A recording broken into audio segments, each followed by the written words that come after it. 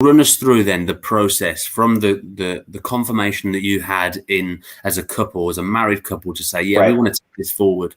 What were the next process? Like, how did you go about the process like that? Yeah, so this would have been back probably like 2008, I guess, is when. So it's been a while since we started this, and a lot of it. If you've ever done anything internationally, where you're getting visas, I know you have some experience with like dealing with some of this stuff too, like dealing with visas and fingerprinting, and we were dealing with the United States government and dealing with the Chinese government to try to get over there to get my daughter. So it was a long process. When we first started, like I told you a minute ago, we didn't really know we didn't know anything. We were very, very new in terms of like just trying to gather information about adoption. So once we started, we first were like, okay, we wanted to adopt a little girl. That was our desire. And we, at first, like, you have options. You can, like, I mean, it sounds kind of weird, but you have options, like, okay, like, what kind of child do you want? How old, what gender, and that kind of thing. And so we had just started off like, hey, look, let's just try to get a healthy little girl. That we wanted to add another girl to our family, and that was how we started off. And then as we kind of started going into it, we started learning more and more about just what was going on across the world with the orphan crisis, with vulnerable kids, and specifically in China. And so we just started saying, like, man, maybe we should open ourselves up to, some special needs and being a little more open. And so that's actually sped the process up because we were more open to more kids.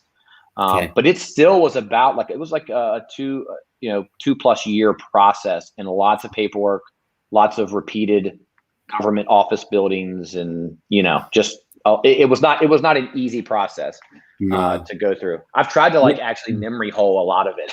Yeah, because it was a pain. It was a real pain. Yeah.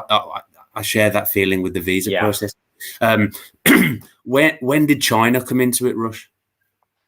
In terms of when did we decide that we wanted to pursue because China? a lot of people you've got to a place now where you've made this big decision to say, let's adopt. Why internet? Why make it more complicated for yourselves? Right. Yeah. And I think I go back to that relationship my wife had. I think that just for some reason that sparked something else, that they had gone through that. And I had told my wife when I first brought it up, I just, in my mind, when I envisioned my daughter, she was Chinese.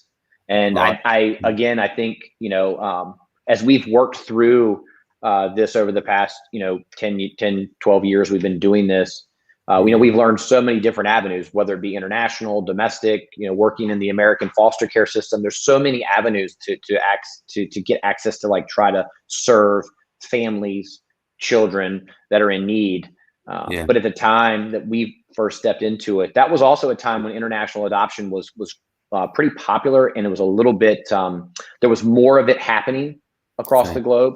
Those numbers have kind of dipped over the past decade as things have become a little more difficult. It's become more difficult to do it, actually, in a lot of ways. But at the time, it wasn't, we didn't debate between 25 different countries or all these different options. We really felt from the get-go that we had a heart to go to China, and that's where we really believed our daughter was there, and that was our focus really from the start.